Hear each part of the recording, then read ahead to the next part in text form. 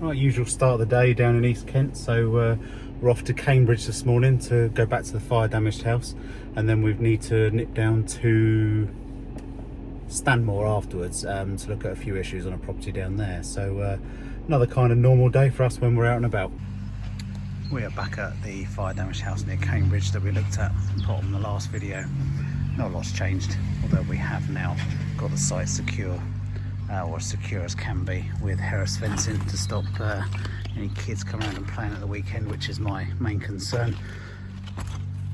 It would be when I was a kid, if I saw something like this, I'll be in all over it and nothing changes. So we've found out some additional information. It appears to be that the boiler was the source of the fire, and then that eventually dripped down to leaked molten oil on the floor, set light to the fence, and then the oil tank was right on the other side. So we're going to have a look around inside the property, see if we can see anything. I don't think we're going to get access to the first floor, but we should be able to get good access around the ground floor of the property. This is an internal inspection of the fire damaged house we've just had a look around the outside of. So structurally the ground floor is not too bad a condition, as there's no roof. There's a lot of water coming through, as you can imagine, so the floor joists are absolutely saturated and water is dripping down throughout. So in here we would need to strip back all the plasterboard, strip out all the services. We've got mold growth there already. Once the tin hat's up over the property, no more water should be getting in, certainly not in these quantities, and we'd eventually get all that dried out, but this will be back to brick to enable us to start again. Okay, moving through to the hall and the living room, that's all pretty much the same, but the fire was upstairs, and here this is the kind of issues that we're dealt with when we try and access a fire damaged property. So the stairs, that's the top half of the stairs, completely gone, and the ground floor, it's significantly damaged. Now I did just go up the stairs a minute ago, so I'll be able to do that again carefully now, and we can get up onto the first floor landing. Gives us an idea as to what the construction's like. So we've got face brick outside, and then a cavity, and then lightweight insulating block on the inside. Quite thick plaster here. We're going to need to work out how we can clean the cavities out, because they are going to be filled with smoke damaged insulation. Pull that bit out there. So there's a DPC, remainder of the window frame. This is a DPC that stops rainwater coming through to the inner skin of blockwork. So brickwork, 100mm blockwork. So let's get on camera. Brickwork, 100mm blockwork. So we've got a cavity of probably about 50mm or so that we need to deal with. The lintels here are going to need to be replaced as well, and as far upstairs as we can get, because there's no staircase, and then we can see up into the sky. So we'll get a tin hat over this, we'll get the whole lot cleared out, back to brickwork, and then we can factor in any structural repairs we need to do, and then put the whole thing back together again. Back downstairs in the living room, just noticed we've got this double joist running across the front of the living room. That to me is indicative that that's a wall location directly above that. Now we do know there's two bedrooms, one here and one here, but we'll get a measurement to this double joist, and that should be our wall location above. We're on site in Stanmore, and this is a 2-bedroom property. Well, 2 first floor bedrooms, there's a ground floor bedroom as well. And our client wants to do some alterations. So we've got to look at fitting an ensuite shower room in here. Our staircase comes up over there, so we can't at the moment use any of this void here, because that's given us our 2-metre headroom to the stairs. However, the architect's come up with a plan that if we push the staircase back with a low-level landing, like a half or a 3/4 level landing there, we can then have some stairs coming up this way into this room, and some steps going up that way into that room. So what we need to do is work out how our joist arrangement will work. Now, if we look at our nail marks, they take the joist up, but you can see, follow the nail lines through, and obviously our floorboards are going that way, which means our joists are going that way. So we can see there's a joist there, there's a joist there, there's a joist there, and then there's one there. So they're roughly about 300 centres, but that's because the house is irregularly shaped, so they kind of fan out a little bit. Now if we look over here, so our joists here are roughly at 340 centres, and then between those two it's 500, and there it's back to 400, so it's very variable. This is 96 wide, 100 high, 52 wide, 100 high, and 75mm wide, 100 high. So we could possibly do some trimming arrangement around here, but we need to work out how our stairs are going to work, so it's quite accurate on site measurements to get this to sort it out. We'll have a look downstairs because we do have a beam running through the living room around about here, and we need to know how far that's going to project each side as to whether we can get the T-shape of our staircase in. So we'll have a look at that now. Okay, so downstairs we've got this main support beam running across the dining room. Now there is plenty of space. We're looking at around 1100mm to get the one of the T's of our staircase in. So our staircase will come up. There's the bottom tread there. If we move this back to here, bring our staircase up, and then come up this way, we've probably got enough for it. But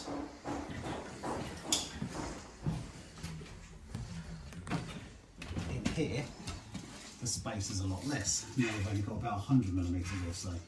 We can't really be going through this big beam or altering it just to get a staircase in. So everything we need to do needs to work around that beam. So now we've seen that, we'll go back upstairs and see if we can locate that upstairs. Okay, so back upstairs, we're in the front bedroom again, and here we've taken a couple of floorboards up, and you can see this is our main beam running across the property. It's about 230, 240 wide, and this is the issue here. We've got a couple of joists that seem to be just spike nailed into those, but there might be a little stub tenon actually on them, just poking into the side of the beam there. But the difficulty we've got is this beam needs to stay in situ, so there's no way we can bring a staircase up through here to get around it. It's already been notched for services, for heating, pipe work and cabling, which is not ideal, but sometimes you've got to be able to get around it somehow. But this is an issue we faced on this job, and we've got to work out how to get around it. But the one thing we're not going to be able to do is cut through that beam.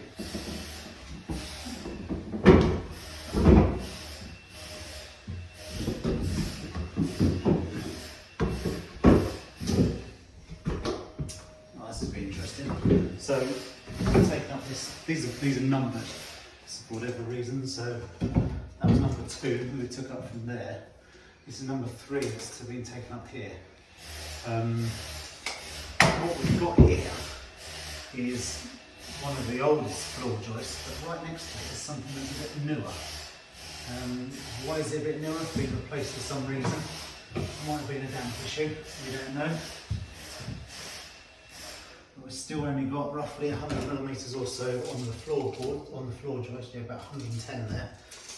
So we really have got a limited amount to play with. However, it's that beam that's the problem. We can alter joists, we can trim them, we can cut them out, we can do whatever. But when we've got a big support beam like that, it's a different kettle of fish, and we need to work out how to get around this. Okay, so we're in the front, back in the back bedroom now. And this is the beam we saw downstairs in the dining room. So here we have got, we'll say downstairs is 1100.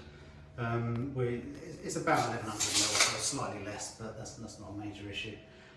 This beam is quite wide. It's about there, so it's 260, 270 wide. 100 mil to that point, then it's got the downstairs under the ceiling as well. So it's a big old chunk of beam. This one doesn't need to be effective. We've got floor joists trimming into it. One there, one there, one there.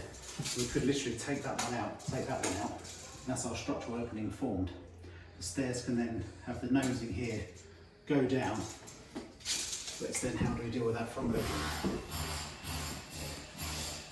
It's going to be a problem, and we need to sort it out. Another issue we've got in this house is we've got a damp problem on this wall, and I'll show you in the thermals in a minute. But the contractor's taken some wallpaper off, which has peeled the plaster skim off with it, and we've actually got roots, plant roots growing behind the plaster. Now this wall outside, there's tree growth in there, and there's a lot of ivy up on the roof and around the back of this property. So but to actually get root growth beneath the plaster like that is not something you see every day. Let me get the thermal imaging camera. Okay, so using the thermal imaging camera, did have a FLIR, but I accidentally broke it. That was like a £5,000 thermal imaging camera, which was really good. And the trouble with what we do, things do get dropped from time to time. That actually got damaged in the back of the car. I think a ladder or a step ladder fell on it and smashed the screen. I found this online. It looks just as good as the other thermal imaging camera in terms of the clarity of the pictures. And we can see here the much cooler surface, 15.2 degrees at its coolest, getting up into the 17 degrees there. And then we can actually work out on there where our battening is for the valley, and then where the ceiling joists are directly above it. This was only £1,200, and the pixel quality is exactly the same as the other one. So we'll give it a go, but I figured I could get through 3 of these for the same price as the other one. So if I do damage it, it's I'll be annoyed because it's £1,200, but it's you don't mind damaging something that's £1,200 rather than something that's £3,600. There's a big difference. Okay, so we'll just have a look in the front room, because we've got a damp issue in this corner as well. And you can see that this has been previously repaired. Someone just looks like they've got a spray can and literally just sprayed over it. But when we get the thermal in it, we can see that there is something going on in that corner. Once we go above the window, it's not so bad. Much cooler in that corner, and then below the window again is not so bad. There's still a few issues there, but it's not so bad. This is an old solid wall building, but what is there in the corner is the back of the chimney stack. So it's possible that there's a leaking back gutter to the chimney, or it could even be condensation or direct penetration water coming down the chimney stack from rainfall. So that's something else we need to look at, sort out. Get onto the front wall, and it's nowhere near as bad. So this building, so it's an old building, and here we've got our solid brick external walls, and this is what we call English bond. So we have a row of headers, so they're bricks all the way that way, and we have a row of stretchers, so there'll be 2 bricks there, 2 there, 2 there. So a row of headers, row of stretchers, row of headers, row of stretchers, row of headers, English bond. If that was Flemish bond, it would be a stretcher, then a header, then a stretcher, then a header, then a stretcher, and they alternate. Both achieve exactly the same thing. English bond is said to be the strongest bond of brickwork, because there's more brick going across the cavity the other way, across the wall the other way. Obviously there is no cavity. We've got a few little damp issues scattered about the place. Here is not an issue. I know there is a lot said about damp meters. The most accurate reading on a damp meter is when it's dry. If it's wet, or if it's showing it to be wet, it could be other things. It could be foil back plasterboard, or even certain kinds of wallpaper. It could be carbon that's in the brickwork. All these things are reactive and potentially give you a false high reading. Now, my hand is perfectly dry. This obviously measures below the surface, so that's why we use it in search mode more than anything else. Now, if we look at this door here, we've got a bit of an issue here, and pop the meter on it. Ooh. Pop the meter on it, and it's saying that it's reasonably damp, reasonably wet. And a bit higher up, it gets a bit wetter still. So the builders here thinks that there's a leak on the valley gutter here, which would be plausible, because the further down we come, the lower the readings. And once we get away from the corner, they get lower and lower generally anyway. So here we're down into the green and 150 and 150, and even right at the top 155. So the issue we've got is here, and this is a valley gutter shared with next door, so there's probably going to be an issue in that valley we need to sort out. Problem we do have is very old clay tiles, are very fragile, so you replace one and you break 10 getting that one replaced. So we need to look at economically what we need to do here. Behind the wallpaper, I popped our other net filter behind the wallpaper just to get an idea as to what we're like relative humidity wise. 69.1% relative humidity, and we will consider that to be low, or consider that to be dry, should I say. Again, our damp meter readings here are moderate, but that picked up as being low, so it might be more affecting what's in the room rather than what's going on in the wall. So we can get some holes drilled, so we can get some proper hygrometer readings taken in there. Hygrometers give me the percent relative humidity. This machine will also give me, I'll show you. So we've got the percent relative humidity, so that's in the air in the room as a whole. What we can also get in here, if I can find it, is the grams per meter cubed. This is how much moisture vapour there is in the air expressed as grams of water per meter cubed, and it's 9.8, so it's less than 10 grams per cubic metre, so we'll consider that to be generally dry. A cubic metre of air weighs 1.22 kilograms, so we can, I think on here, yeah, we can get it per kilogram, so it's down at 7.6. So it's another way of working out moisture content expressed as a percentage of moisture vapour in the air. The other two things we could do, once we get more into moisture investigations, is we can take carbide readings, and carbide readings will give us the absolute moisture content of the brickwork. What that won't give us is a split between hygroscopic moisture and actual moisture content of the brick. To achieve that, you need to get into gravimetric testing, and you need a laboratory to send that off to for gravimetric testing. Some surveyors will have that at home, but we're not in the realms of spending £10,000 to £15,000 for some laboratory equipment that we might use half a dozen times a year. It's much more cost effective to send it off. But this is way beyond sticking a pin probe in a wall to determine if something's damp or not. While we're here, just looking over here, we've got a beam fitted in the wall at low level. Pick up on that, Charlie.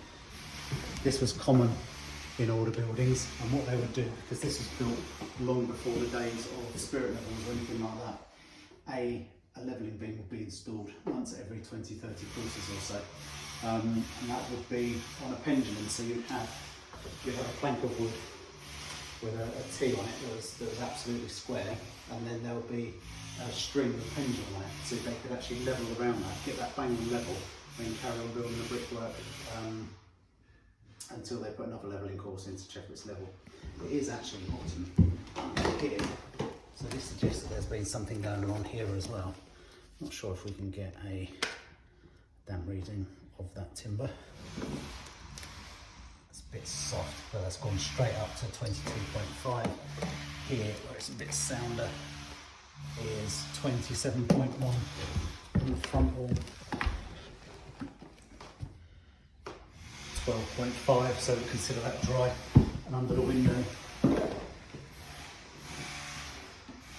11.9, 11.7, so then we consider that dry. Just here, there's a roof coming down. It doesn't have any proper flashings. It's mortared. They've mortared the tiles to the external walls, so that's more than likely that is a result of moisture penetration coming through due to dodgy flashings. Outside the property, we've got this rear addition roof with these pan tiles. Now when it rains, water runs down the trough of each pan tile, absolutely fine, into the guttering at the bottom, not a problem. However, when we look where that beam was inside the property that was rotten, it's on an angled wall. So when water runs down, the further we go up the wall, water runs down in the troughs of the pan tiles as it should, and has nowhere to go other than to saturate the external wall. The problem with this is there's no flashing there and there's no suitable guttering detail, so this is probably why it's eventually soaked the wall to the point where it's just rotted through that levelling beam. So again, something else that we need to get fixed.